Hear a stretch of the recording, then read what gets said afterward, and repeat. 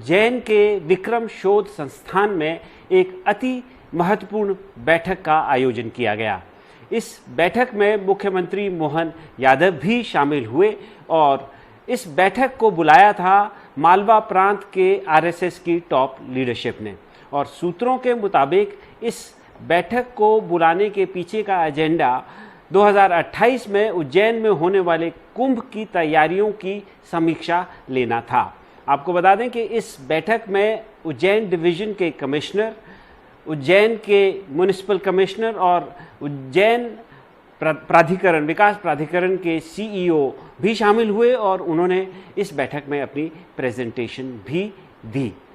आपको ये भी बता दें कि जो कुंभ होना है उज्जैन में 2028 में, उसको लेकर के सरकार ने कैबिनेट सब कमेटी का गठन किया है और 500 करोड़ रुपए का 2024-2025 के बजट में प्रावधान भी किया है 16 विभागों के तहत।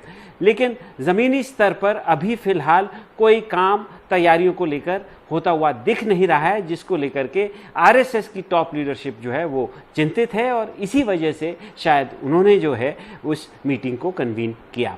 लेकिन सवाल ये है कि आरएसएस की टॉप लीडरशिप मालवा प्रांत की जो है उसको क्या अधिकार हैं इस तरह की मीटिंग को कन्वीन करने का, उनका लोकस क्या है। और जो अधिकारी उसमें शामिल हुए, Ujjain divisional commissioner, Ujjain municipal commissioner, Ujjain विकास प्राधिकरण के सीईओ, क्या उनको इस तरह की बैठक में शामिल होना चाहिए और क्या वहां पर जो प्रेजेंटेशन देने की बात आई है क्या उनको वो प्रेजेंटेशन देना चाहिए। और सवाल ये भी है कि यदि ये बैठक हुई तो हुई, इसके जो मिनट्स हैं, इस बैठक में जो निर्णय लिए गए या जो इसमें डिस्कस किया गया उसको सार्वजनिक क्यों नहीं किया गया, क्यों नहीं किया जा सका। क्योंकि आफ्टर ऑल जो उज्जैन में कुंभ का आयोजन होना है वो एक पब्लिक इवेंट है। और आपको मैं ये भी बता दूं कि इस मीटिंग में नगरीय प्रशासन मंत्री कैलाश विजयवर्गीय जो है वो शामिल नहीं हुए और कैलाश विजयवर्गीय का जो डिपार्टमेंट है वो उज्जैन के कुंभ को जो है होस्ट करेगा, उसका आयोजन करेगा। तो सवाल बहुत है और उन पर चर्चा करने के लिए हमारे साथ इस समय मौजूद हैं senior journalist mister Dinesh Gupta. आपका बहुत बहुत स्वागत है दिनेश जी।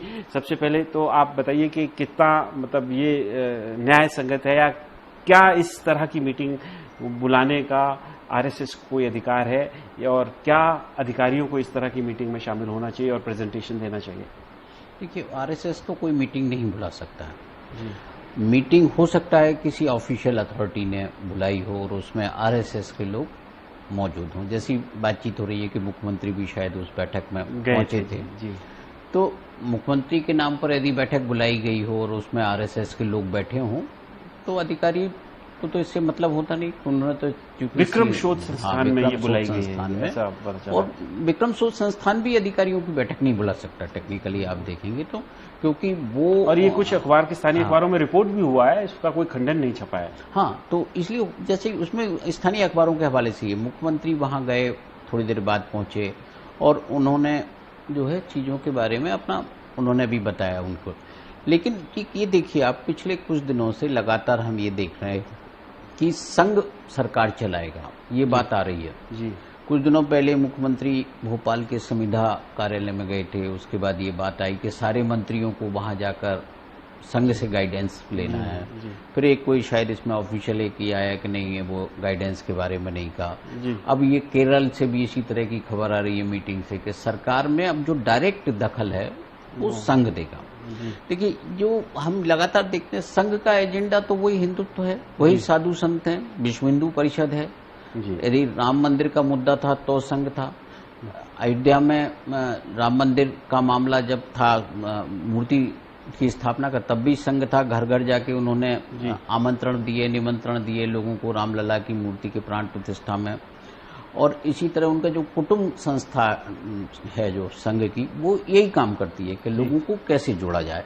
तो अभी भी जो उनका एजेंडा ये है कि धर्म बहुत बड़ी चीज है कि धर्म के जरिए वो लोगों को जोड़ सकते हैं। तो प्रयागराज कुंभ हो, इलाहाबाद में जो कुंभ होता है, उसके अलावा आप उज्जैन में सिंहस्थ है, तो इसमें उनका महत्वपूर्ण रोल होता है। आप पहली बार ये इसलिए हो रहा है, आप देखिए 2004 में जब हुआ तो उमा भारती संघ का ही चेहरा मानी जाती थी, क्योंकि उनका बाबरी मस्जिद वाला जो मामला था उसमें उनका रोल था, उनका जिस तरह के भगवाधारी और सब, तो वो उसी को रिप्रेजेंट करती थी। लेकिन शिवराज सिंह चौहान की जो काम करने का तरीका था वो थोड़ा सा अलग तरीके का। वो 2016 का जब संघर्ष हुआ तो उन्होंने अपने तरीके से चीजों को किया। तब भी संघ था, समरस था, स्नान हुए, बहुत सारी चीजें हुई जो संघ की गाइडलाइन के अनुसार ही थी।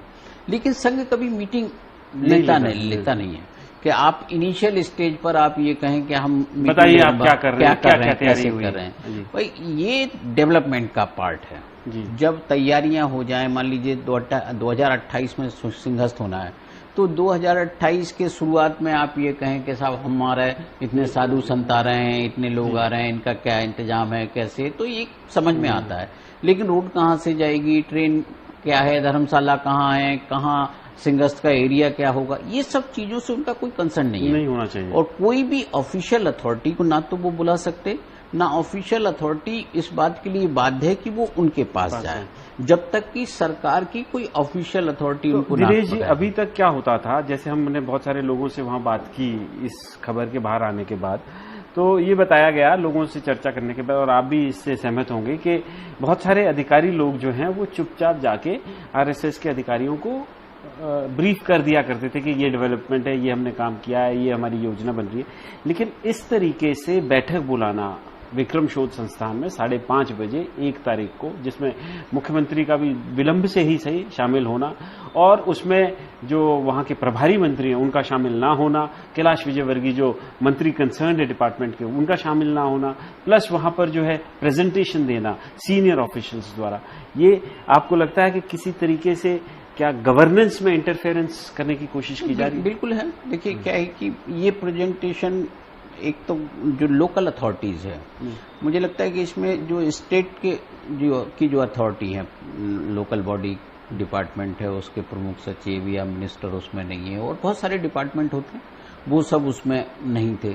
तो ऐसा लगता है कि जो लोकल अथॉरिटी के साथ मुख्यमंत्री कोई कोऑर्डिनेशन बनाना चाहते हैं कि संघ का और इनके बीच एक कोऑर्डिनेशन हो जाए।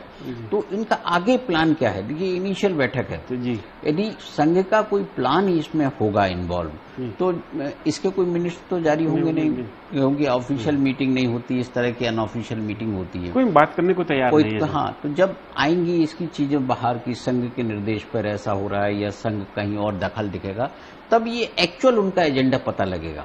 अच्छा दिनेश जी, इसको जो छन के बात बाहर आ रही है वो ये भी आ रही है कि मजबूर होकर वहां के जो मालवा प्रांत के जो वरिष्ठ पदाधिकारी हैं संघ के, उनको ये बैठक बुलानी पड़ी, क्योंकि जमीनी स्तर पर कोई तैयारी होते हुए दिख नहीं रही थी। 2004 की बात हो या 2016 की बात हो, तो कई साल पहले एडवांस में जैसे फेयर अथॉरिटी बनाई जाती है, नोडल ऑफिसर्स बनाए जाते हैं, और वो तमाम चीजें, तैयारियां अभी तक हुई नहीं है। सिर्फ एक कैबिनेट सब कमेटी बना दी गई है जिसको कुछ बजट अलॉट किया, लेकिन ओवरऑल जिस तरीके से तैयारी संघ चाहता है और जिस तरीके से होनी चाहिए वो हुई नहीं, इस वजह से उन्होंने इंटरफेयर किया। ऐसा छन की खबर। हाँ, लेकिन इसी को आप थोड़ा सा रिवर्स करिए।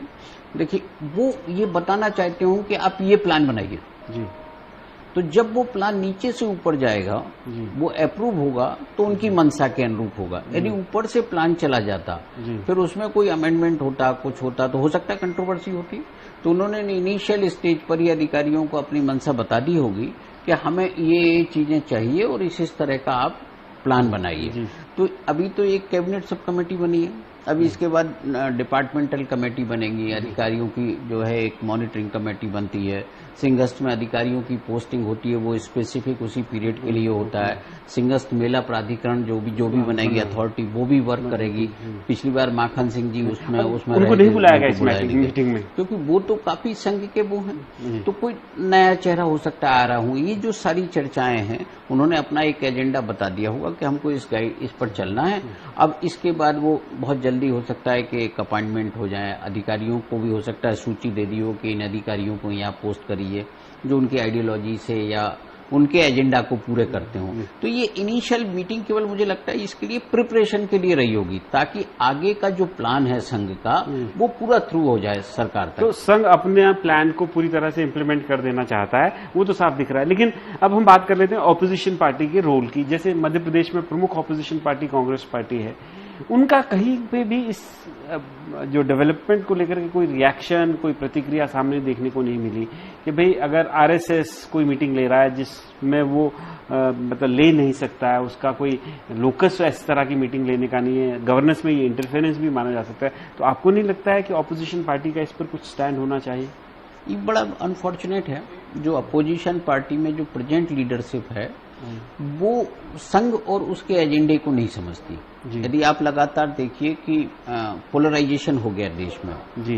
बड़े बड़े लेवल पे पोलराइजेशन हो गया, हर चुनाव में हम पोलराइजेशन देखते हैं। फिर हम मॉब लिंचिंग की घटनाएं सामने आने लगी, चुनाव जैसे ही आता है, तो इतने बड़े लेवल पर हो रहा है। और ये नहीं समझ पा रही है आज की लीडरशिप कि संघ काम कैसे करता है। संघ के बारे में रिमार्क करना अलग चीज है, लेकिन उसको उसकी आइडियोलॉजी को ग्राउंड पर रोकना और समझना कि उनकी उसको रोकना बड़ा काम था। आप इसके पहले की जो लीडरशिप थी, जो देश में लगभग 4-5 दशक तक काम करती रही, उसने लगातार संघ का विरोध किया और संघ के एजेंडे को पूरा नहीं होने दिया। आप याद करिए, जब बाबरी मस्जिद गिरी थी तो उसके बाद नरसिंह राव पर सवाल खड़े हुए थे, बहुत सारे कांग्रेस के भीतर ही सवाल खड़े हुए थे कि उन्होंने जानबूझ के सोए रहे वो।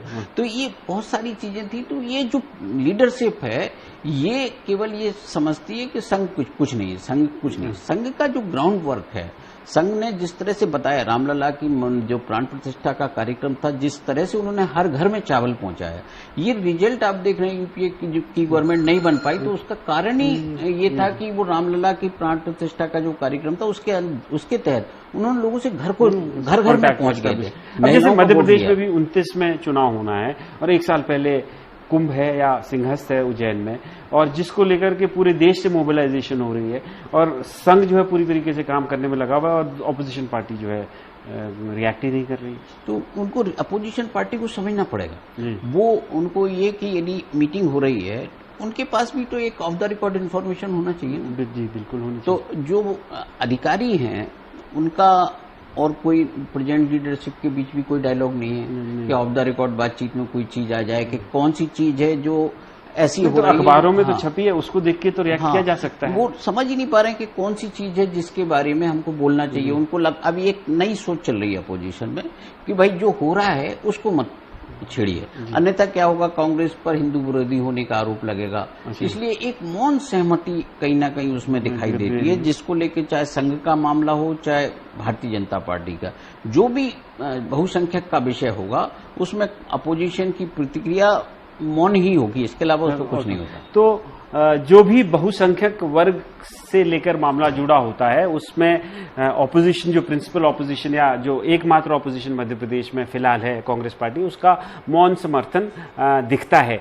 लेकिन जहां तक सिंहस्थ की तैयारियों का सवाल है, वो बात जाहिर है, बिल्कुल सही है कि अभी ग्राउंड लेवल पे उसकी तैयारियां शुरू नहीं हुई है जिस तरीके से होनी चाहिए। लेकिन ये भी एक फैक्ट है कि अभी समय है, 2024 का अंत अभी चल रहा है, 2028 में सिंहस्थ होना है, तो कवर अप किया जा सकता है। लेकिन आरएसएस द्वारा, उनकी लीडरशिप द्वारा इस तरीके से ऑफिशियल्स की मीटिंग बुलाना, उनके प्रेजेंटेशन को देखना, उनको असेस करना और जिसमें मीटिंग में सीएम का भी शामिल होना ज़रूर कुछ सवाल खड़े करता है, जिसमें से एक ये है कि कहीं ना कहीं ये गवर्नेंस पे भी इंटरफेरेंस का मामला हो सकता है। एमपी राउंडअप में आज सिर्फ इतना ही। कल फिर मुलाकात होगी, तब तक के लिए थैंक यू, गुड बाय।